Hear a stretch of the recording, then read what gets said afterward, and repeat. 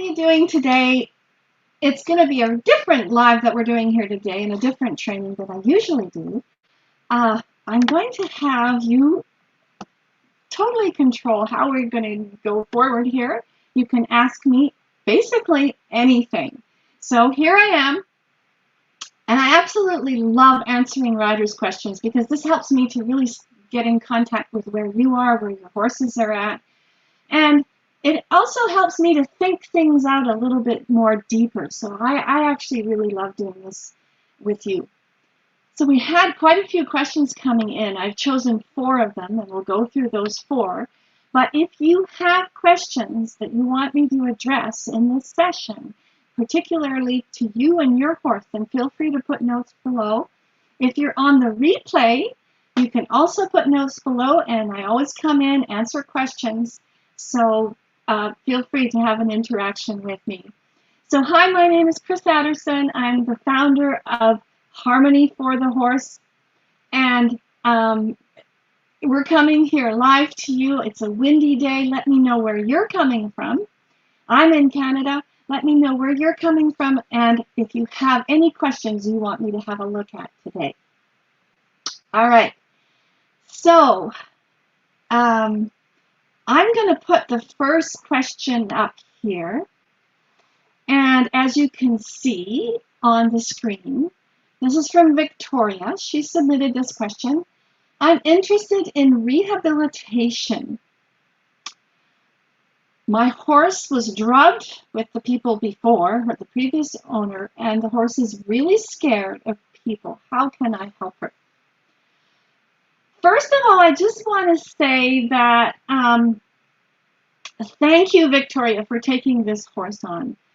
And thank you for searching for information and knowledge, because that's what you're going to need, right, to help this horse. And this is actually one of my absolute favorite topics. I've rehabilitated many, many horses, had as many as 25 horses here that I was rehabilitating, horses that were, basically I rescued. Nobody wanted them. They were at various stages of metabolic problems or behavior problems or whatever in their life that humans had caused, right? All human caused issues. So this rehabilitation is where you can get such depth, and really it's when you have to take into consideration everything that's going on around your horse. And if we look at it, it's actually what we do daily with our horses, isn't it? Whether we're classified as rehabilitating our horse or just with our horse and training our horses, we're doing the same approach. We're looking deep into our horse's mind and movement to find ways to communicate specifically to that horse, specifically on that day, right? It can all change. So this is not an easy task to rehabilitate because you're undoing what humans have put there. So you first of all have to undo, and then you have to fill those spaces with positive interactions, with positive information, with trust. So, and this is what we do exactly in our program. This is what we do. And this is the process. So this is what I'm going to tell you, Victoria, what to do, is to first work on yourself as a rider, okay? So clearing your vessel, making sure that you are as genuine as possible when you go to be with your horse, right? This horse that you're telling me about already has horrible experiences with people. So the horse is already going to be skeptical, already going to be untrusting, and on a very escalated level if it's being treated like that. So clearing ourselves, clearing our thoughts, clearing our emotions, clearing our patterns, and also clearing our movement so that we have pure, true movement that we're then communicating with our horse. Because we are communicating through our movement, our minds and our movement, our thoughts, right? Our movements, our emotions, who we are. So if we go to a very troubled horse and we're cloudy or we're mixed up or we're fuzzy, that's going to make everything so much harder. It's going to make it actually very, very difficult. The next thing you have to do is to understand who your horse is and accept your horse for who your horse is, right? So I've done other trainings on this. What motivates your horse? You can look back in the trainings, in the live trainings that I've done, and find the training on motivation. What motivates your horse? You need to find that, right? So you can communicate in a really clear way with your horse and how your horse wants to communicate with you. What is your horse's troubled position? You need to know that, right? So that you can recognize that when it happens, and then you have a plan of what to do next. How is your horse moving, right? Where is this trauma with this horse who's been treated as it has by people? There's trauma there. Where in your horse's body is that trauma residing? You need to know these things. And this is what we teach in our program. We help our riders to find all these things out, to find them, and then not only find them and recognize them, but then to have a plan on how to deal with it. The third thing you're going to want to do is build trust, right, and bond. And in doing the number 1 and 2 that I just told you about, you will automatically be building trust and bond. But there's other things that you can do to build trust and bond along the way also, like your energy and your intention, being very clear with your intention, knowing exactly what you are going to do with your horse on any particular day, not being in a rut with that, being able to move and change and morph into what your horse wants also, but being clear in where you're going, right? Using your intuition, recognizing your intuition. And we do this in our program too, is we help you to tap into that, help you to recognize when to listen to that and how to use it to your benefit and your horse's benefit. And then you're going to need skills. Always, you need skills, you need techniques, and you need support. So those are the things, Victoria, that I would recommend for you, is that you get very high quality support, because you're going to need support in helping your horse to overcome those traumas of the previous owner and become your partner now. All right. Let's go to the next question. Let me know if that makes sense to you. Let me know if that resonates with you, or if you have any further questions. All right, the next question is from Suz, and Suz is actually in our program. So Suz, if you're here, great to have you, and a fantastic question. It's actually got 2 parts to this question. And it's, I'd love to hear you talk about rehabbing a horse who mentally finds any task overwhelmingly stressful and is so on the forehand she looks pigeon-chested. Okay, so we're going to address the first part of the question, right? And I already talked about rehabbing a horse with Victoria's question, so all of those things apply to Suz as well. But her specific question was a horse who mentally finds any ask overwhelmingly stressful. So first of all, what we need to do is find out why. Why would a horse find such overwhelm and have a huge response, or reaction rather, to an ask that may be very simple? So first of all, I would like, the rider, the human, to have clarity on what their ask is, first of all, right? Can the horse do this ask? And Suz, I know you're in our program, so I know that you understand this. And really sort out, what is the emotional reaction from? We see the physical reaction, right? We see the reaction of this horse being stressful, and horses express that physically.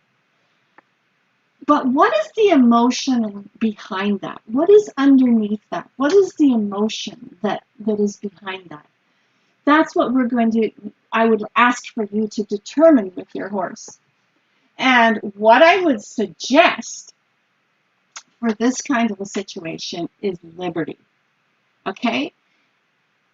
Do liberty. And by liberty, I mean, and we do this in our program as well, is the kind of liberty that I do, which is a conversation. So you're going to take your horse into a liberty situation with no ropes attached, nothing attached. Your horse is totally free, and you're going to start the conversation. You're going to engage in a dialogue with the horse. Okay? So the horse is free to do whatever they want. And you're going to engage in a dialogue.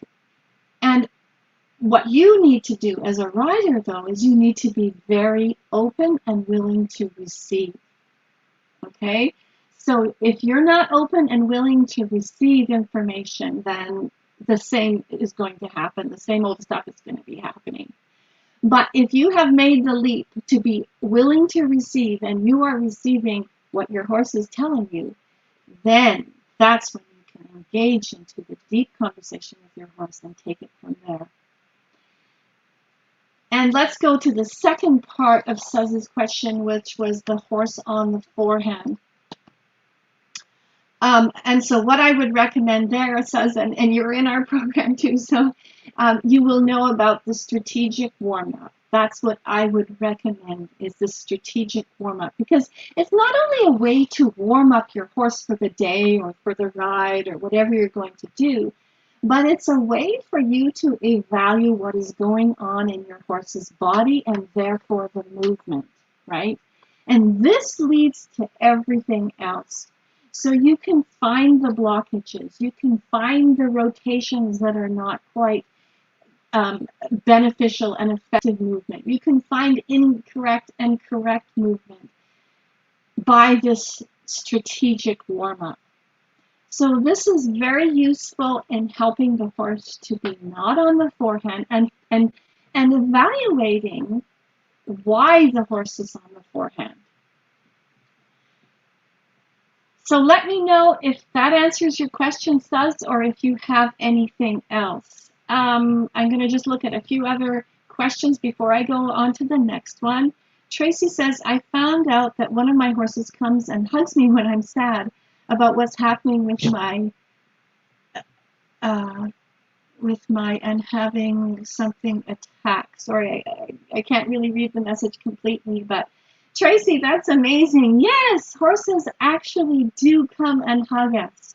If we're open to listening, like I said for Suz's question, if we're willing to receive, if we have cleared our vessel enough that we are actually willing to receive, then you will get all kinds of treats like this, right? Where horses comes and hug you when you're sad. They know what you're feeling. That's great, Tracy. And Tracy says, why does my horse go nuts when a lot of people are loud? Okay.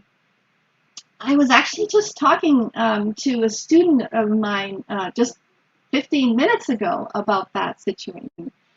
So I'll just answer that quickly. Some horses, are sensitive to loud, right, noise and loudness. And it's not necessarily perhaps the loudness of it, because if there was something that was loud, like say music that was playing that was really loud, they would adapt to that. But when the loudness is accompanied by a certain energy, that's when, as Tracy says, your horse might go nuts. It's the energy behind it, right? It's the energy behind those people. What are they doing? Is there a dog outside barking and the people are coming out and yelling at the dog? The energy behind that is what the horses pick up. They don't like that energy. What does that mean to them, right? Do I need to be alarmed? The energy is chaotic, and there's frustration, and there's aggression behind those people and their loudness. Okay, let's go on to our next question. Let me know if that makes sense to you, Kathy. The next question, oh, yeah, that wasn't from Kathy. The next question is from Kathy, which is, how do we know if we are ready for your program? Okay, so you may be playing with the idea that you're really ready to make progress with your horse finally, right? So you've been struggling with self-doubt, or you're struggling with I'm not good enough, or these things keep surfacing for you, but you actually deep down known for the longest time that you've been ridiculously underachieving with your horse. You can do more than that. Or maybe your stomach is in knots because you're going to go out with your horse and yet you know you're going to get the inevitable rejection coming back, right? Right, where your horse is like, well, I don't really know if I want to be with you and I don't really want to do this. If you're in this place, then that is when you're ready for my program, okay? We do not work with beginners, right? Complete beginners. You need to be able to ride your horse, walk, trot, canter. And if this is you, then this is where you would be ready for my program. If you're not, then this is the ideal place for you, right here. If you're in my group, the Ride Your Horse with Flow group, this is the ideal place for you, because here you've got lots of free information, there's support, and there's lots of things you can pick up and help yourself to get to that place where you're like, yeah, I really do want to finally make progress with my horse. All right. Next question is from Deanna. Deanna sent in this question, and she has a Mustang. And she says she can halter, she can do lead work, she can back her horse, she can do, she's done all kinds of desensitizing with her horse. And she can walk him, and she's been grazing and things. But yesterday she was working on the free lunge with her horse, and her horse was slow, and then started to do snaky movement. And then that escalated, and he charged at her. And so her question is, how can she know this is coming again, right? What are some signs of this behavior maybe coming again? So first of all, Deanna, I want to say that this can be very dangerous, okay? You're dealing with basically a horse who is demonstrating an activity and a movement that is meant to move the other being around, right? And in captivity, I've seen it in my herd of horses. I've seen certain geldings, when they want to move mares or even the whole herd around, they'll do this snaky behavior, right? So for people who really don't know what that is, the head goes very low to the ground, and it looks like a snake, right? They start waving back and forth and pinning the ears back.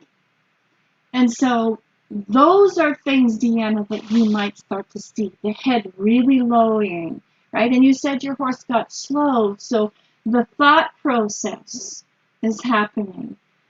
That horse, when you were with your horse, is starting to think, right? I need to place that human over there. Watch for the thought process starting to happen. Watch for the horse starting to think. Then the head going lower, and then the snaking behavior. What you need to do, first of all, is make sure you're safe, right?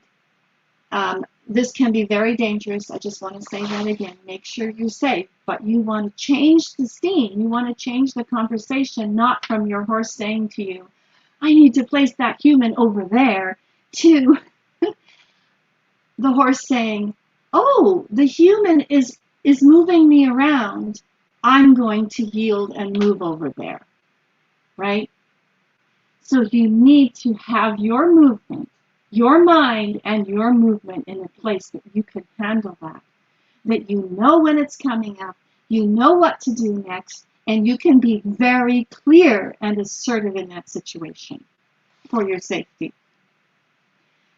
All right, taking on a wild Mustang is not an easy accomplishment to get to. There's a lot of knowledge that you need, so I would suggest that you get support as well, just to keep safe and to work with this horse's mind and the horse's body so that you're going to create a very knowledgeable horse in the end. Okay? So, are there any other questions? I'll check here. If that makes sense to you and if that resonates with you, put a note for me below. Or if you have any other questions related to what I've talked about here, there were lots of other questions, but we can come back to this another day. And I'll just check for messages. And if there are no other messages, then if you'd like help with anything that we've talked about here, then there'll be a link somewhere around this video. You can click on that link and fill out a little questionnaire to apply to work with us.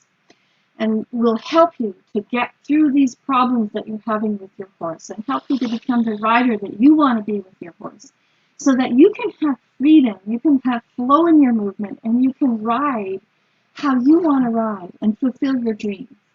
So thanks so much for being here. It's great to have you here. We'll be back again next week. Again, if you're on the replay, feel free to put notes for me below. I will come back in and answer questions, and we will see you next time. Okay, bye for now.